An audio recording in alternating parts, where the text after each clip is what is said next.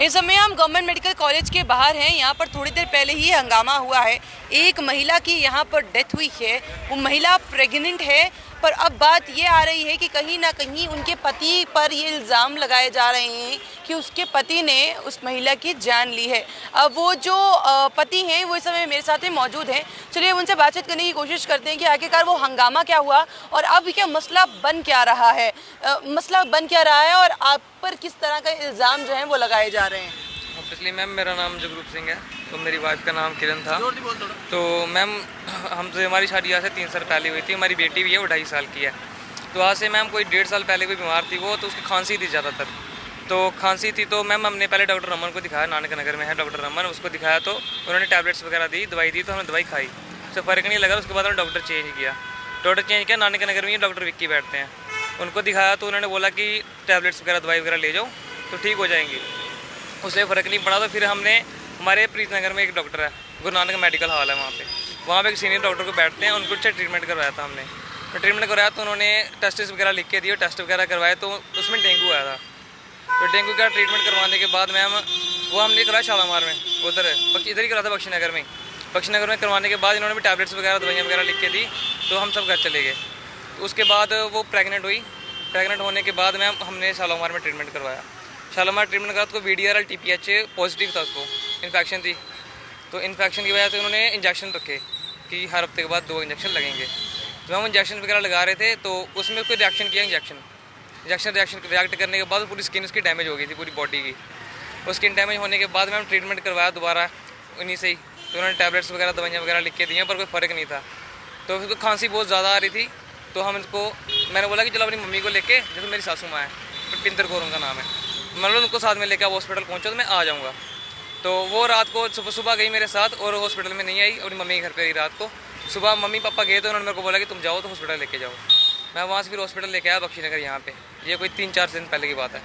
लेके आया मैम यहाँ पे। तो यहाँ पे आते ही तो मैम टेस्ट वगैरह लिख के दिए, जो भी कुछ होता है उन्होंने सब किया।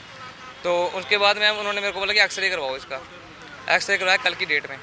एक्सरे करवाया तो मैम एक्सरे में उसके जो फेफड़े थे उनमें ना बलगम बहुत ज़्यादा जम गई थी, जो कि सांस लेने की हो ही नहीं रहा था, सांस ले ही नहीं पा रही थी, बिल्कुल फेफड़े जाम हो गए थे। उन्होंने वेंटिलेटर पे रखा, उसको ऑक्सीजन वगैरह लगा के दी। तो पेट में बच्चा था उसके 6 महीने का। तो 6 महीने का बच्चा था उसके पेट में। तो उन्होंने बोला कि जहाँ तो माँ बच्चे की, जहाँ बेटा, जो भी आप चाहते हो देख लो अपने हिसाब से। तो मैंने साइन करके दे दी, कोई बात नहीं, बच्चे की मैं कोई फिक्र नहीं है, आप माँ को बचाओ। उसके बाद आधे घंटे बाद डॉक्टर दोबारा आते हैं तो उन्होंने बोला कि इनके गले में पाइप डालनी पड़ेगी सांस के लिए, इनको सांस लेने में बहुत दिक्कत हो रही है। तो मैंने बोला कोई बात नहीं, आप बोले साइन करके दो, हम पाइप डाल देंगे। मैंने साइन करके दे दिया, कोई बात नहीं, पाइप डालो। तो उन्होंने मेरे को बताया था कि जो हम नशे की दवा देंगे ना इनको बेहोश करने के लिए, उससे हार्ट में रिएक्शन होता है, तो हार्ट वो रुक भी सकता है। जब वो पहले ही जूझ रही थी मौत से, तो फिर मैंने बोला कोई बात नहीं, रिस्क तो लेना पड़ेगा। रिस्क लेने के बाद मैम कोई बात नहीं, वो उसकी डेथ हो गई है। ठीक है, डेथ होने के बाद जो मेरे ससुराल वाले हैं उन्होंने यहाँ पे आए, बहुत हंगामा किया। वो आज तक कभी नहीं आए घर पे? हाँ, आज से पहले कभी नहीं वो पहुँचे यहाँ पे। जब घर पे भी कोई पता लेने नहीं आता था, कोई 15 दिन के बाद भी कोई नहीं आया, 20 दिन के बाद भी कोई नहीं आया, कोई 6-7 महीने के बाद कोई आएगा पूछने, हाँ किरण है, हाँ ठीक है, ठीक है। खाली वो भी सासू माँ आती थी खाली, और कोई नहीं आता था, खाली वही आते थे।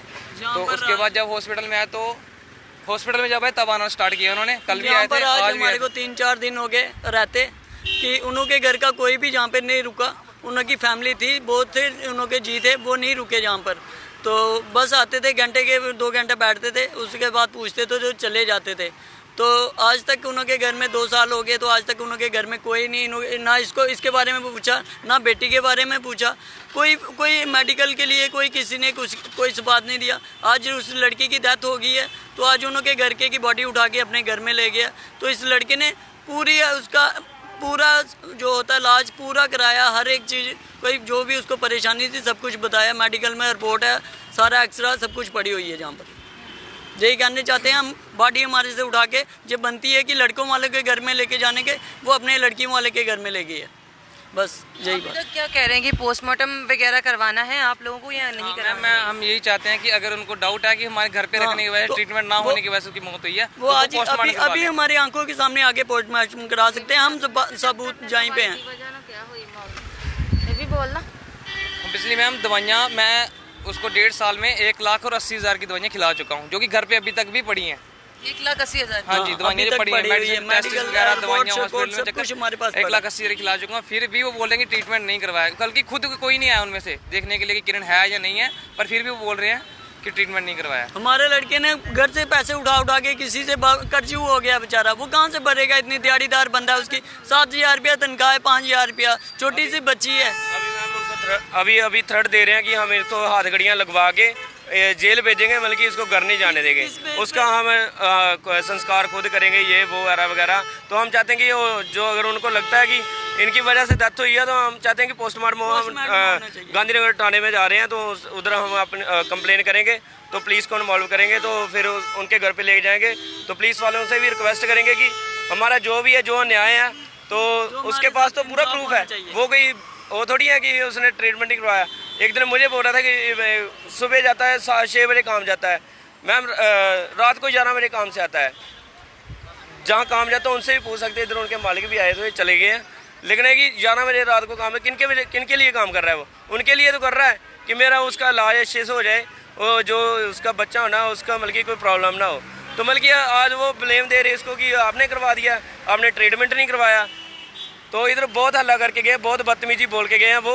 तो मैं चाहता हूँ कि उनके खिलाफ कार्रवाई होनी चाहिए, क्योंकि जो जैसा वो बिहेव इधर करके गए हैं ना, मतलब कि सबको बदतमीजी बोल के गए हैं। ये सारे इधर बुजुर्ग हैं, इनसे भी बदतमीजी ऐसे ही कर गए हैं, मतलब कि गाली शाली गंदे अल्फाज बोल के गए हैं, वो जो नाम लेने के काबिल नहीं है, इधर मीडिया में नहीं बोल सकते। मैं उसका ससुर हूँ जिस बेटी की डेथ हुई है, और मैंने अपनी बेटियों से भी बढ़कर प्यार किया था। एक नालायक बेटी होने के बावजूद भी जिसको अपनी बेटी से बढ़कर प्यार दिया, और हर वक्त कहता था कि मैं अपनी बेटियां नहीं, तेरे को बेटी पहले मानता हूं।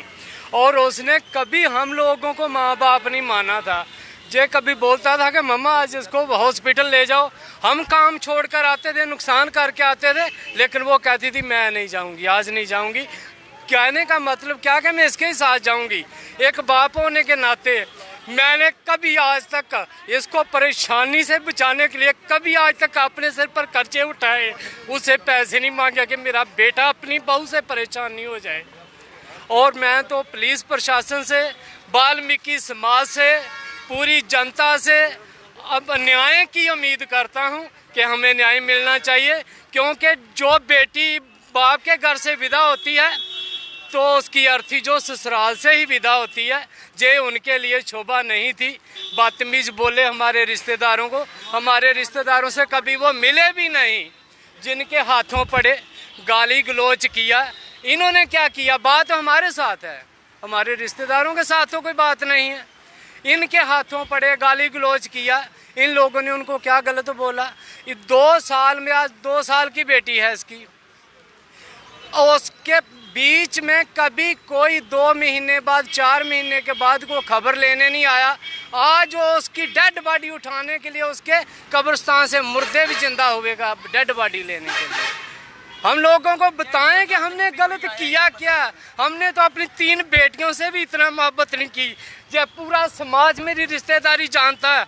मैं आज अपनी पोती से भी कितनी मोहब्बत करता हूँ। मेरे रिश्तेदार, मेरी बरादरी इस चीज़ की गवाही देगी कि मैं अपनी पोती के बगैर आज भी नहीं, 1 मिनट भी नहीं जीता हूँ।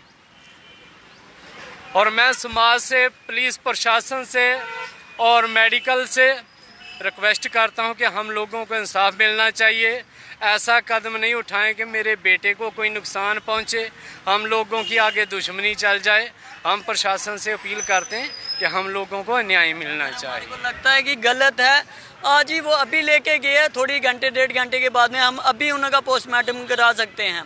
बाद में वो अपने घर में ले गए, उसके हम एग्रीमेंट नहीं है, पता नहीं वो अपने से कर जाए या कुछ कर जाए।